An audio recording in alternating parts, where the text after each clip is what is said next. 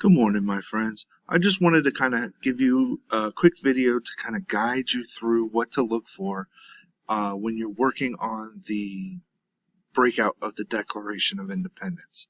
So if you follow the link in the directions on the choice flag, it takes you to this website, monticello.org, which is the home of Thomas Jefferson. And it brings you to this actual written out text of the Declaration of Independence. The preamble, that's the introduction, and that's this first paragraph right here. And what I'm looking for is for you to tell me what this is saying. All this colorful language. What is it saying? What do they want?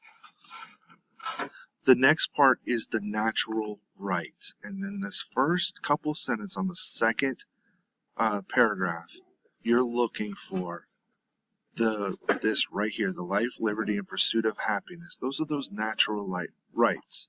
But they're right here in these first couple of sentences of the second paragraph. Then you come down to grievances. And for that, you got to scroll down a little ways, okay? Once you get down to where it starts saying he has, this is where the colonists are outlining the things that the king did that they're upset about. We didn't learn about a lot of these yet, but if you come down to right here where it says for quartering large bodies of armed troops, that's the Quartering Act. And starting from here and going down the next few are all things we talked about. We got the Boston Massacre. We have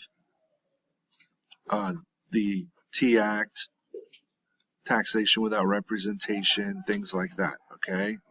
So these could be your grievances right here.